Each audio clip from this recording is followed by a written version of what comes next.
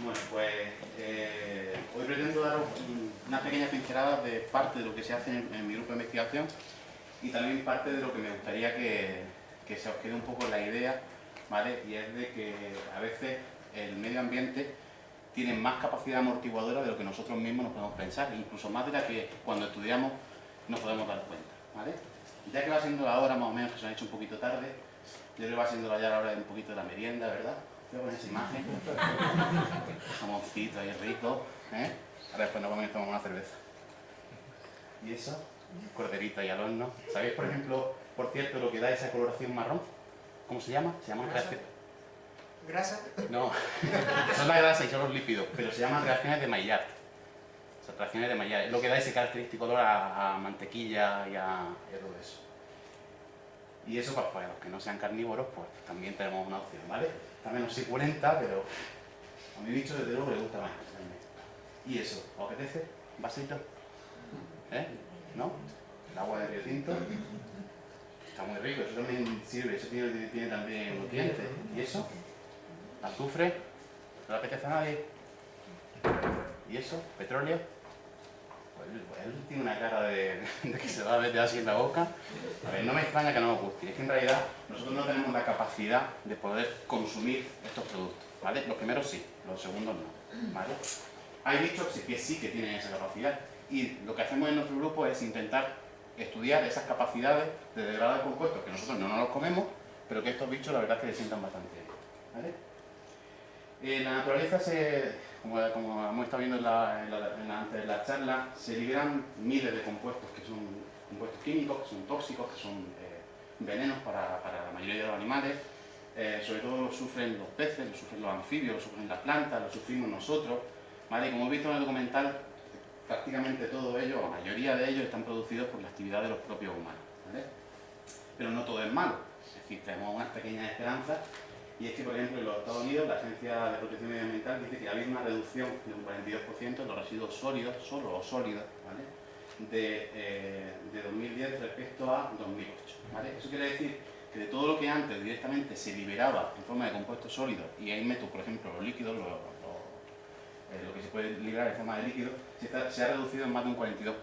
Esto se debe a que cada vez más, a la salida de las fábricas que están produciendo estos compuestos tóxicos, cada vez hay más industrias que se dedican a reciclarlo o a retomarlo, porque muchos de hecho se pueden volver a reutilizar en la industria donde se están liberando, ¿vale? Y podemos pensar que lo más fácil cuando tenemos un proceso de contaminación, cuando estamos viendo que algo se está contaminando con metales pesados, con hidrocarburos, con lo que sea, lo más lógico es hacer una acción-reacción, es decir, vamos a intentar quitar los contaminantes del medio, vamos a intentar quitarlos lo más rápido posible para que tengan menos influencia. Sin embargo, la gran mayoría de las veces esto no es posible e incluso no es recomendable. Tenemos que hacer un estudio y tenemos que hacer una forma de actuación que sea mucho más lógica, ¿eh? Intentar ver qué capacidad de amortiguación tiene ese medio ambiente, ¿vale? Que pueda hacer que ese problema de contaminación se elimine o se mitigue, ¿vale? Para eso debemos hacer un diagnóstico, se puede hacer por ejemplo con biosensores. Debemos hacer un estudio, ¿vale? De la diversidad, de la capacidad degradativa, de estudio de rutas completas metabólicas de estos compuestos, como el petróleo, como el tolueno. Debemos hacer el desarrollo, pues, de materiales absorbentes, por ejemplo, o de cepas que sean capaces de degradar esos compuestos, y eso pasa muchas veces por hacer organismos que sean transgénicos, por ejemplo. Y luego está la aplicación. La aplicación tiene que ser, a veces puede ser simplemente dejar la zona tranquila, es decir, no seguir aportando contaminantes y dejar que de forma natural se empiece a degradar con la propia capacidad que tenga el medio y que previamente hayamos podido ver. En esa línea hay algunos proyectos europeos, como puede ser Kill Speed, que han intentado hacer un poco el juego de palabras con esta película. Además, todo lo que se hace con este proyecto lleva ese amarillo tan horrible, ¿vale? Y lo que ellos están intentando hacer son muchos grupos en toda Europa, incluidos grupos españoles, que lo que están haciendo es coger todos esos abordajes de estudio, de diagnóstico, de aplicación, de síntesis de materiales, etcétera, e intentar mitigar los problemas que pueda haber, sobre todo por vertidos de petróleo, ¿vale? Yo más que esta imagen la compararía con esta, porque casi todo lo que se está haciendo son biomateriales, ¿vale? A los que se le están funcionalizando para que absorban y degraden esos compuestos, ¿vale? Esta es la foto de familia, donde hay algunos conocidos españoles, entre ellos está el de grupo de Juan Luis Ramos, y se organiza como en varios workshops, ¿vale? En varios grupos, de 1 al 9. Uno que lo que hace es digamos, un estudio bibliográfico de todo lo que se ha hecho hasta el momento en degradación de compuestos tóxicos. Otro que lo que se hace es desarrollar biosensores, se está haciendo en el grupo de Ana Segura, en la estación experimental, de manera que podamos coger con una botellita como las que ha enseñado antes Germán, coger una muestra de agua, por ejemplo, y ver qué compuestos tenemos en esos medios, ¿vale? Sí, hay un montón de grupos, algunos que lo que intentan es añadir aditivos o dispersantes para intentar que las manchas grandes se vayan dispersando y puedan ser más fácilmente degradables. Otros que lo que hacen es sedimentarlos. Por ejemplo, hay un proyecto interesante que lo que hace es coger las manchas de petróleo que hay en superficie, las sedimenta, las lleva al fondo, y sabéis que una vez que en el fondo se pueden tapar por la propia naturaleza y permanecer durante miles de años, igual que está el petróleo, de forma natural en el fondo marino, ¿vale? En fin, hay muchos estudios de este tipo que lo que intentan es eso, hacer un abordaje mucho más global que lo que simplemente intentar llegar, porque queda muy bien irnos allí a la Costa de la Morte y limpiar toda la costa, todas las piedras. En realidad la contaminación sigue allí en el fondo y sigue allí en los organismos que siguen filtrando y siguen comiendo de esos residuos. Las bacterias tienen capacidades, muchas capacidades misteriosas, ¿vale? Aquí os pongo, no son Jedi como este, pero sí que tienen unas capacidades que hasta hace unos pocos años pensábamos que eran prácticamente increíbles. Por ejemplo, voy a hablar de esto, del caso de las tolueno dioxigenasas que oxidan cloranilina. No os preocupéis que eso son las últimas palabras difíciles que voy a contar. En el año 2003, en el grupo de Juan Luis Ramos también, la doctora María Isabel Ramos, hizo un estudio de la ruta de degradación de tolueno, ¿vale? Por dos rutas principalmente, por las tolueno monooxigenasas y las tolueno dioxigenasas. En concreto, por las tolueno dioxigenasas se vio que podían pasar el tolueno, que es este compuesto aromático, a ciclolueno, y de ahí llevárselo al ciclo de Krebs, y ahí entra en el ciclo del carbono y por tanto se degrada y se consume como fuente de energía, ¿vale? El tolueno, no sé si lo conocéis, el tolueno se conoce, o sea, se utiliza muchísimo en industria, se utiliza para hacer compuestos, se utiliza para hacer TNT, se utiliza para hacer perfumes, pero es que además es un compuesto tóxico, más que el tolueno, el compuesto de degradación del tolueno, es un compuesto bastante tóxico. Se utiliza para hacer perfume, de hecho, eso explica por qué muchas veces pasa detrás de una señora mayor y con el perfume te marea y te dan casi cólico, ¿vale?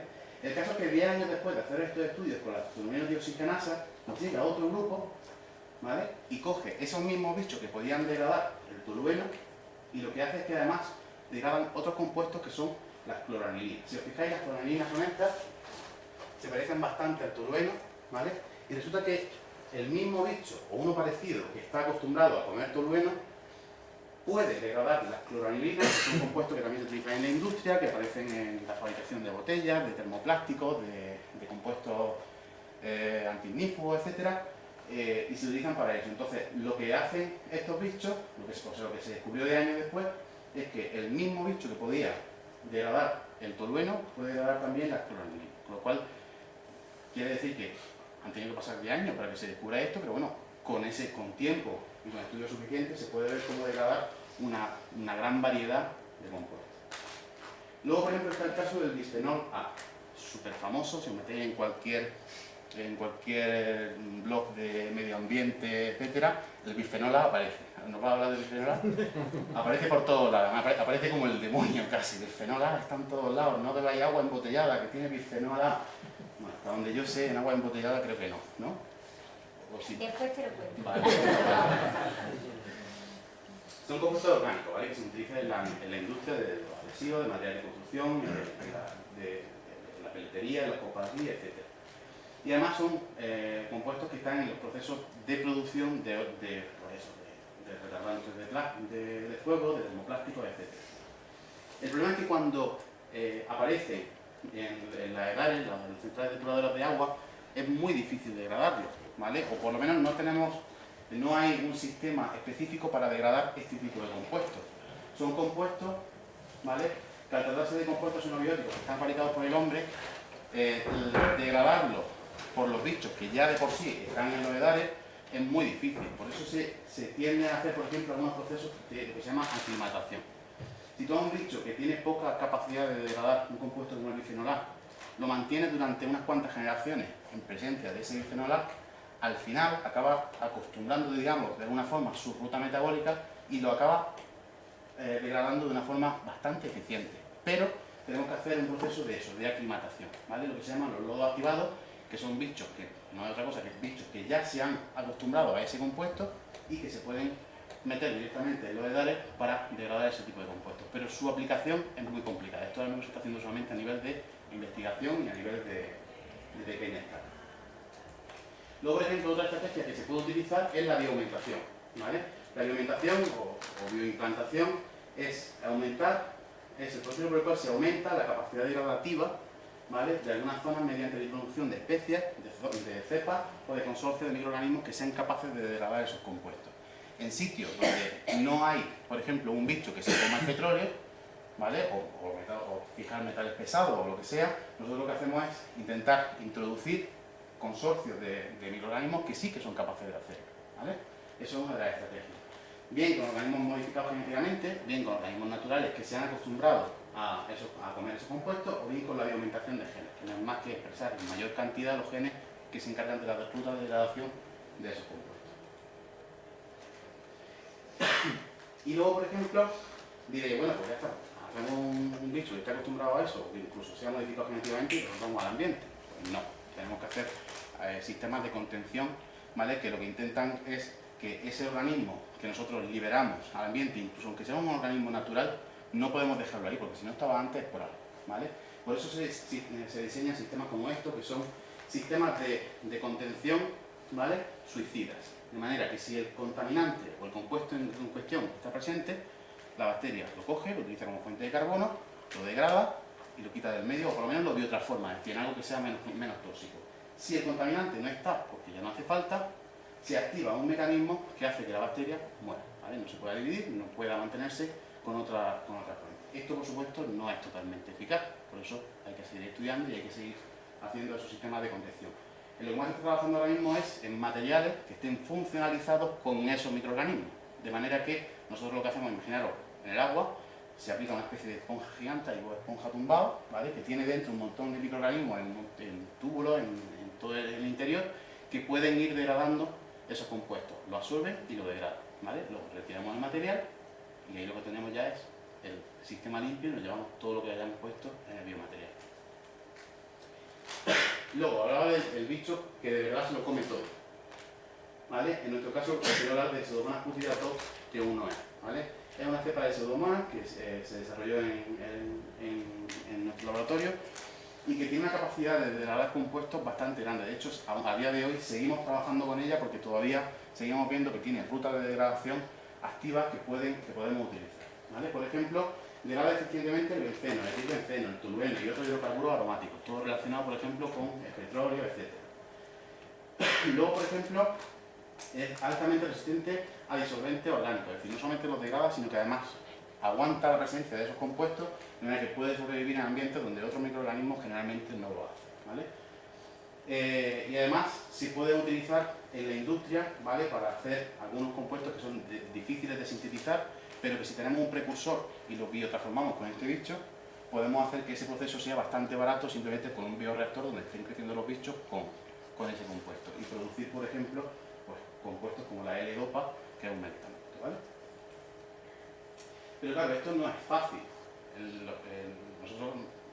Yo siempre digo, una bacteria, ¿cómo puede tener tanta cosa dentro, tan chica que es? Tiene un montón de proteínas, un montón de sistemas de expresión, de proteínas que se encargan de sensar cosas diferentes. Y aquí, por ejemplo, pongo un ejemplo muy sencillo, que son sistemas de 2 componentes en Pseudomonas cuttida, ¿vale?, que es el bicho con el que yo trabajo. Los que están en verde son aquellos que se han estudiado, caracterizado, por lo menos se sabe que existen, ¿vale? Y los que están en blanco son aquellos que no se han encontrado, o no se han caracterizado, o no sabemos dónde están, pero algunos de ellos deberían de estar ahí por las capacidades que tienen degradativas, porque encontramos los resultados agua abajo. Pero no son solamente eso. Es que tira y tira y tira y tira.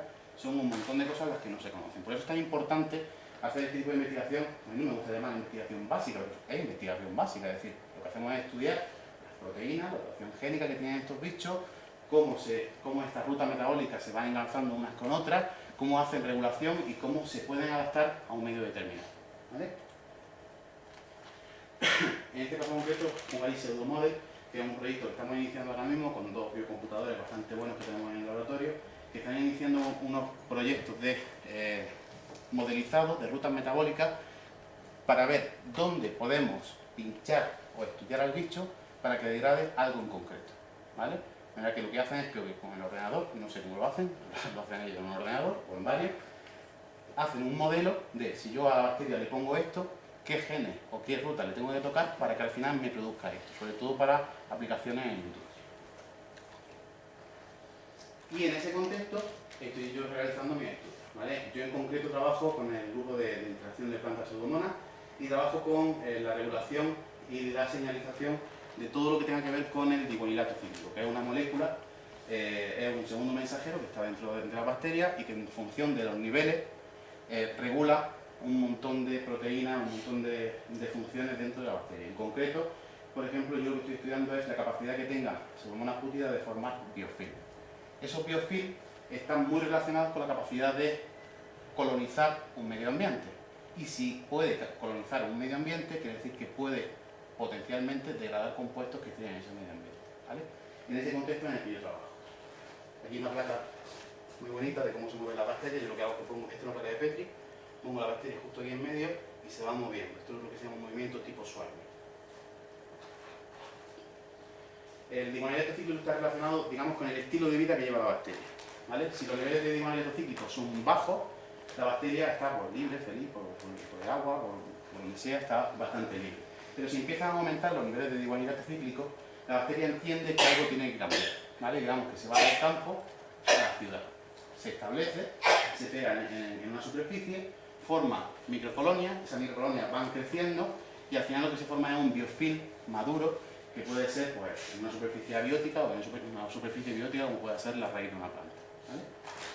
Ese diguanilato cíclico está relacionado con muchas rutas, por ejemplo, con virulencia, con movilidad, con la producción de esopolisacáridos, que es una especie de moco que ponen alrededor suya para formar esas macrocolonias, con la morfología de esas colonias, que la colonia no es más que un conjunto de bacterias que están ahí, o con las funciones de desarrollo de esas biopelículas.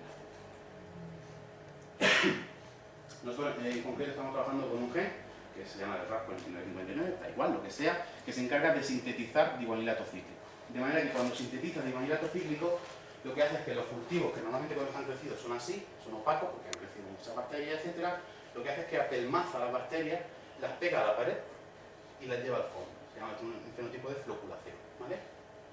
También da esta morfología, esta de aquí, que es una especie que se llama de colonia rugosa, que es distinta, inhibe el movimiento, ¿vale? No se mueve. Esto, por ejemplo, en un pocillo también se lo lleva al fondo, forma una película en la superficie que se la lleva al fondo. En fin, da un fenotipo bastante aparente cuando expresamos muchas copias de ese gen, ¿vale? Y yo lo que hago para utilizar el rizo es estudiar la regulación de ese gen, ¿vale? En concreto, un sistema que se llama de CSRA, SMA, que son reguladores pequeños que lo que hacen es, digamos, encender o apagar, ¿vale? Que ese gen esté activo o no esté activo. De manera que si hay mucho de estas proteínas, mi gen va a estar apagado y los niveles de diguanilato cíclico van a bajar. Pero bueno, eso así como resumen, para contar un poco lo que hacía. Mientras que nosotros aquí digamos, en Occidente estamos intentando degradar compuestos, energías verdes, intentamos hacer todo esto, llegan los coreanos y veo este artículo de este año, de 2013, que están produciendo gasolina a partir de ácido graso, ¿vale? Lo que están haciendo es modificar la ruta metabólica de la bacteria, es decir, aprovechando de estas capacidades casi de jelly que tienen las bacterias, lo que hacen es llevarse toda la ruta, ¿vale? Todo el flujo de carbono hacia la producción de gasolina, ¿vale? Que no son más que hidrocarburos de cadena corta. Y luego, por ejemplo, pues también otras capacidades pues, un poco más llamativas, ya como curiosidad, que son bacterias que degradan café, ¿vale? Que se toman la cafeína y son capaces de degradarlo. Esto es importante porque de la producción cafetera se suelta al medio, sobre todo a los campos, una gran cantidad de material rico en cafeína y ese material, la verdad es que para los organismos del suelo y para todos los bichos que estén por ahí viviendo, pues no son muy buenos. La cafeína en realidad es tóxica para la mayoría de los animales, ¿vale? Incluso para nosotros. Tomamos 3 cafés y lo veis, ¿vale? Pues estos bichos pueden degradar la cafeína, ¿vale? En concreto, por ejemplo, esto es un estudio de 2012, se ha aislado y caracterizado algunas bacterias en la pulpa del café que pueden degradar la cafeína. pero bueno, esto no lo han encontrado en Brevibacterium, pero es que ya según unas cúpidas en 1999 ya se había encontrado que era capaz de degradar cafeína a razón de 0,3 gramos por litro por hora. Es decir, para que os hagáis un poco la idea de las capacidades metabólicas que pueden tener estos bichos. Y poco más, simplemente hacer un poco hincapié en la importancia de por qué hacemos divulgación. Es decir, nosotros yo me meto en la carrera investigadora y espero no acabar así, ¿vale? Yo lo que espero es que parte de lo que yo hago, por lo menos, incida en la sociedad. Seguramente que el estudio de RSPA pues, no tenga mucha implicación, pero una forma de devolver a la sociedad lo que se invierte en ciencia es hacer divulgación, porque sobre todo lo que más se produce en ciencia es conocimiento. Y una forma de devolver a corto plazo esa inversión en ciencia, ese gasto en ciencia, es hacer divulgación. Y por eso hacemos esta charla y por eso decía Jorge que estoy tan metido en el tema de la divulgación y de los blogs. Y poco más, simplemente intentar que la investigación no caiga en ese investigo luego no existo, que el CSIC no sea cómo seguir investigando en tiempos de crisis, en la universidad. Y bueno, pues, si divulgamos, pues por lo menos algo queda.